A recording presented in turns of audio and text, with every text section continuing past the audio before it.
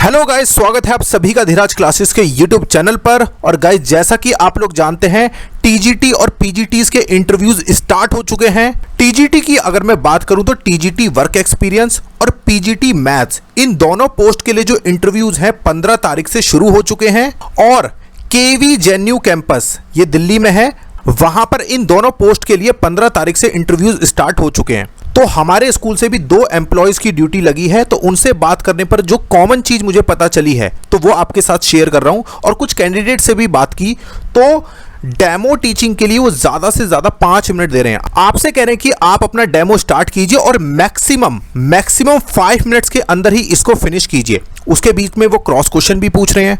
और अगर बात करें टॉपिक की, तो टॉपिक कई बार वो आपको अपनी चॉइस का भी दे रहे हैं, और कई बार जब आप बात कर रहे हैं तो उसमें के बीच में अगर आपने मान लीजिए किसी चीज को एक्सप्लेन किया तो आपसे कह देते कि आप इसका हमें डेमो देकर दिखा सकते हैं। सो बी कॉशियस, जब आप अपनी बात को एक्सप्लेन कर रहे हैं या फिर आप कोई एग्जाम्पल दे रहे हैं तो आप वही दें जिसका आपने डेमो तैयार किया है। अब यहां पर बच्चों एक बात मैं आपको कहना चाहूंगा, कहने के लिए तो ये सिर्फ और सिर्फ 5 मिनट है, सिर्फ 5 मिनट है, लेकिन 5 मिनट काफी होते हैं एक टीचर की पर्सनैलिटी को जज करने के लिए कि उसकी पर्सनैलिटी कैसी है, उसकी टीचिंग स्किल कैसी है, वो वॉइस मॉड्यूलेशन यूज कर रहा है या नहीं। बल्कि 5 मिनट तो बहुत ज्यादा है। शुरू के 1 मिनट में ही आप समझ जाएंगे जो टीचर है, जो वहां पर डेमो टीचिंग के रूप में अपनी पर्सनैलिटी को, अपने एटीट्यूड को, अपने एप्टीट्यूड को दिखा रहा है, तो शुरू के 1 से 2 मिनट में पता चल जाता है। और देखिए, आप बहुत सारे कैंडिडेट्स को देखते हैं, भाई आपसे पहले भी तो किसी ने इंटरव्यू दिया होगा ना, तो वहां पर वो कंपैरिजन भी आ जाता है ना।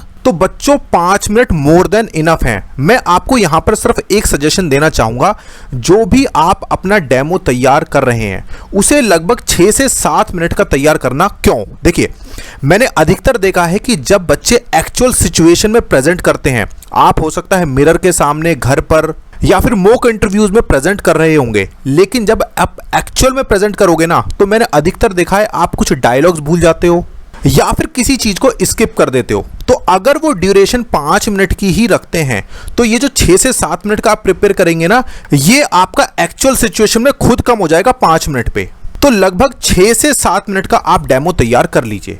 सेकेंड थिंग, अब जैसा कि मैंने आपको बताया कि मेरे स्कूल से भी कुछ एम्प्लॉयज की ड्यूटीज लगी हुई है, जो कि है हमारे सब स्टाफ।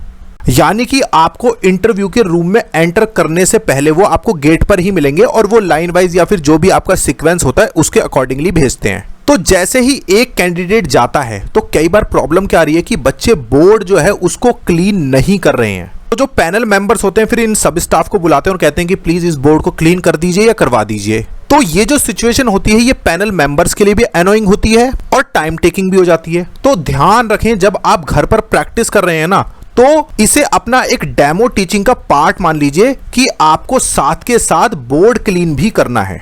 ठीक है गाइज, तो ये एक छोटी सी वीडियो थी जिसमें आपको सिर्फ 2 ही बातें बतानी थी कि अपने डेमो के जो टाइम है उसको 5 से 6 मिनट का जरूर रखें और घर पर प्रैक्टिस करते हुए बोर्ड को रब जरूर करें। इसको अपना एक पार्ट मान लें।